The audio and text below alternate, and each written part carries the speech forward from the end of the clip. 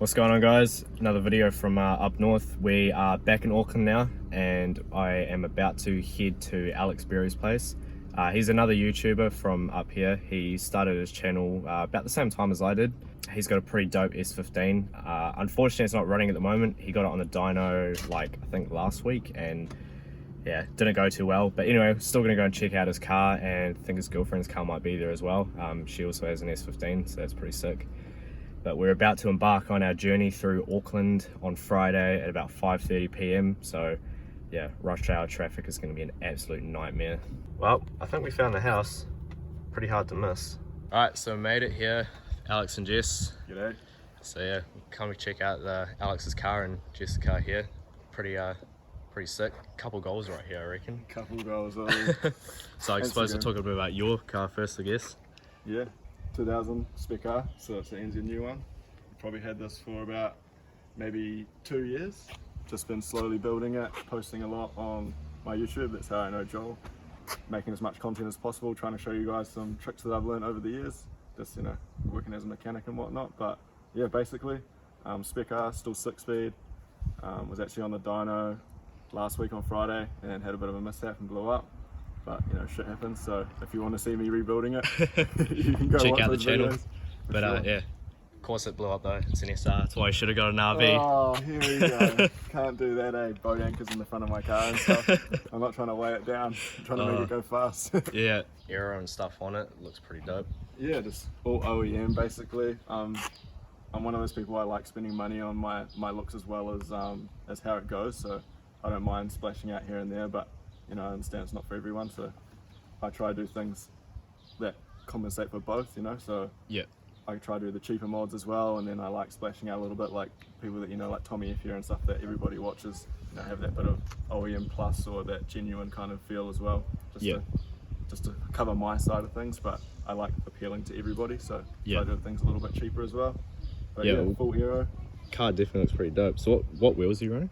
Just Inky RPF1s, so special finish. I had to order it because I didn't want the standard colours that everybody could get. I just wanted to stand out a little bit, so got special finish. So they're like a shadow chrome, look pretty cool. Yeah, some sticky tyres on the front, so I got a bit of grip. Not that I've ever driven on them, but just trying to make it stand out from the crowd, I guess. So what suspension, and you running any arms and stuff in this? Yeah, so BCs. Standard. Everybody gets BCs because you can cert it real easy. I suppose you'll know that when you go through cert with your Zero. Not certed yet? No, it's probably going for cert probably towards the end of this year. Yeah, so that'll be, so I'm sure Joel will talk everybody through that, but fucking BCs because they get cert easy, so everybody does that. Then we got True Heart just the whole way through. The old owner actually did that, so I bought this car certed, so it was a lot easier, but yeah, for cert, True Heart, BC, easy as, makes it simple. Yeah. No questions asked. Brakes, I guess. We got factory full plot at the front, some slotted rotors, just to keep it nice and simple. And then at the back, I actually just did the Skyline R33 conversion. So you run the 33 calipers, 33 cables, and 33 disc, and this converts your Sylvia rear end to internal handbrake. Because Sylvia rear ends don't have internal handbrake, and it's shit. Basically. So convert to this, and it's way better for drifting. Gives your handbrake a real good lock up. It's got a two-way for skids. Planning on doing some drifting in this, but maybe not. We'll see. Like, this thing is pretty clean to go to the drifting. might want to be taking your bumpers and skirts and stuff off before you go out on track. Definitely the front one. They're worth a bit of money for whatever reason, but yeah, definitely been set up to do a bit of sliding. But personally, I've never done any, so I don't know, I guess we'll find out. I might give it a go. I've seen a few of my boys go at club circuit and they do well, so yeah, you can catch some of that stuff out on Alex's channel as well. Yeah, for sure. So obviously still running SR, like what's sort of been done with motor and turbo and stuff like that? So it's just a stock block down the bottom end. I'm real for like doing stock block or even plus T just because it's cheap. So like for you guys that want to watch some stuff and learn some stuff off me and Joel and show you guys how to build some cars. I'd say go stock block. The biggest thing is just get a tune.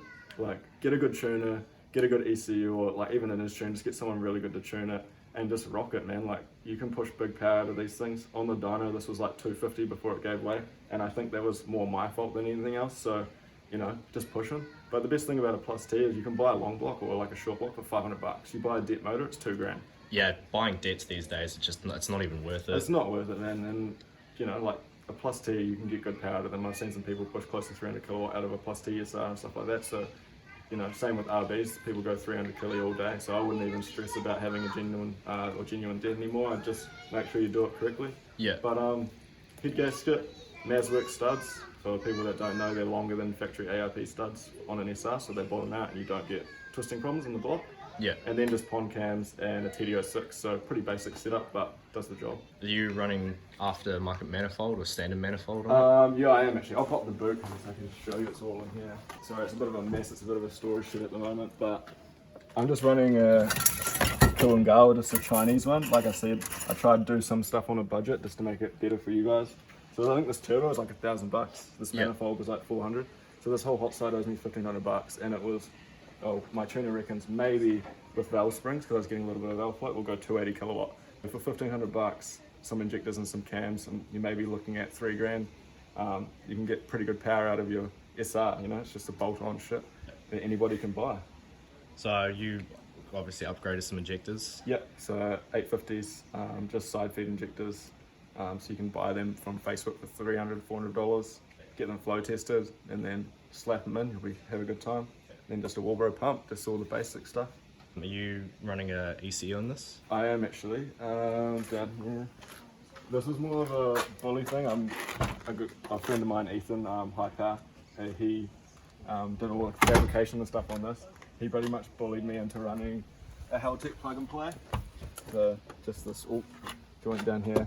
I was just going to run a Pixie Power C, but yeah, he kind of bullied me into buying that, so saved up a few pennies and brought that. I'm glad I did now, because and all that kind of thing, and a little bit safer now that I'm going for big numbers. But You're, like I said, good tune, good ECU. It's just a bit more money at the end of the day, but so much more safety features and shit for... Exactly, man. Reliability is the thing, you know, like, especially with these cars, you're spending so much money and there's so much time that goes into them. If something goes wrong, like it has for me, like it's another couple of months, or, you know, for some people it could be a year or 2 years that they can't drive their car. So, you know, do it once, do it right kind of thing. So you've just done like a full exhaust system in this as well? Yeah, so full V-band, 3-inch the whole way. It's got an adrenaline arm muffler because I wanted to keep it kind of quiet. Especially, you know, everybody does some stuff on the street that you don't video sometimes. But yeah, when I do that kind of thing, I don't want to be heard from like 4 blocks away. So try to keep it quiet, but I still want that nice sort of shotgun straight through look. So Ethan fabbed all that up, did my catch can and my cold pipe just there, put my IAT in it because I'm not running a MAF sensor, so that basically helps the Haltech tell you with the airflow and all that kind of thing, so you don't have to run a MAF. It's a little bit better, but yeah, Ethan did all that for me and it's come out real good. So is that turbo internally gated? It was internally gated. That was another problem that I was actually having on the dyno. Internally gated turbos seem to get boost creep and stuff quite bad. Thinking with the getting a external gate welded onto that manifold next time round just to control that boost a bit better. Yeah, for sure. And what, you'll plumb it back in? Yeah, plumb it back in. I might be banded as well, just so if I want to run external gate I can. But yeah, Ethan does really good jobs, to the point that you can make it real easy and just like have a little piece of pipe like this and just pull it and put it in. So yeah, I've got that set up on my Safira. It's just like a little slip joint. You slip it on and then you can bolt it up. It leaks a little bit, but when obviously the gate's not open, it's not going to notice. It's the waffle, I won't pick up on it. Yeah, exactly. Because you've got to keep these things street legal. Yeah. Street legal. Yeah. Yeah, this is basically the setup. I don't really know what else there is. There's not much else to it. I mean, the interior is pretty good. It's a pretty new car, I suppose, for like the whole Sylvia Skyline thing. It's quite new, being a 2000, so it's pretty tidy. But no, I'm happy with it. Genuine Nardi wheel. Yeah. Jess actually got me that for my birthday, so cheers, Jess. I appreciate that. Good birthday present. Yeah, no, these are the interior and these are pretty clean, eh? Definitely stand out from the rest. Yeah. So what sort of clutch are you running in this? Just some Exceedi heavy duty. Nothing crazy. No, nothing crazy. Good thing that I learned with SR boxes, just having so many over the years, is like, don't run a puck clutch if you've got an SR, because it just destroys second gear or third gear. Same with RB small boxes. You're better off having a weaker clutch than destroying box after box. Exactly, just let it slip, and to be honest, unless you're pushing huge numbers, it's not going to slip that much. So just go organic, change it, maybe once more than you would a puck clutch, but it saves a box, and boxes are getting really expensive and hard to find a good one now because Shit, yeah. puck clutches are just destroying them left, right and centre by the sounds of it. Yeah, and people not knowing how to fucking drive them either. Yeah, that too. Warm up your gearbox, it's just as important as warming up your motor. And we'll talk about white one here as well. This one's pretty sick because this is an Autek one, eh? Yeah, so this is Autek. So when me and Jess brought this, we were looking for an S15 for her, but we were trying to find an auto and we couldn't find one. So I ended up teaching how to drive manual on this one, and then this one popped up just through Facebook, actually from down in Christchurch, and it was an Autek, and we had a friend down there check it out, and he confirmed that it was what it was. So these are like 1 of 1,000 built by a tuning place called Autek. So they're a 200 horsepower NA, 6-speed manual. They have all the spec R gear, so they've got like the strut braces front and rear, the big brakes on the front, and an LSD diff. And yeah, basically this is Jess's new car. We just put all the aero and stuff on it and made it look pretty, and she thrashes it around as a daily and she loves it. So pretty cool little car. It's definitely a pretty sick daily. So is it dropped on like coilovers and stuff as well? Yeah, or, yeah. Just on coilovers. So thankfully when we bought it, it was already certed, so it had coilovers and it had some Enkies on it, some pretty weak offset wheels. Yeah. We just bought these wheels again, going with the trying to do the theme of having some nice stuff and some cheaper stuff. We got these from the mod shop. Yeah. These look amazing for $925. I think we paid for the set. Yeah, So- the fitment on them is pretty fucking good as well. Exactly, like you don't need to spend big money getting stuff like this. It's just all about how you make it look. Like you make it look good, it looks just as good as having real stuff. Like this car probably looks just as good as this one, and I've probably got like 5 times the money in it. So you know, Yeah. it's not all about how much you spend, it's just about how you execute it. Yeah, no, for sure. So these splitters on both the cars look pretty sick as well. Yeah, so a company in Australia actually hooked me up with these Flow Designs. These are like a polycarbonate plastic. They're so strong. You can like stand on them, bend them, whatever, and they just like will not break. They're all adjustable as well, which is pretty cool. So this is the version 2 kit, and then I've got the version 1 kit. So they're slightly different, but they look amazing and they save your bumpers. If you've got a Silvia or even anything, actually, they make them for Audis and Fords and whatever. Yeah. You should go have a look. Definitely worth the money. Just a little bit of flair, but not too much. So you got any I suppose big plans sort of in the next year that you want to try and do? Obviously aside from getting that thing going and tuned again. Yeah, get that thing going and tuned again, and something that my channel really lacks, and I'm sure that you're trying to get into it as well, building all these cars, is driving content. Yeah, I for have sure. no driving content really, apart from the few friends that do some drifting and stuff, but sometimes you want to see people that are your own skill level, and me having no skill in drifting whatsoever. It'd be kind of good, I guess people would like to see me try and progress. So like I said, I might try to do a bit of drifting with this, just because I can't really afford to have multiple cars, but yeah, that's something that's coming up on the channel. Definitely, as soon as this thing's going, I'll be trying to go to a drift day in it. Hopefully we don't break it again, but who knows, if we break it we'll fix it, you know, it's just the way the world goes. But yeah, driving content.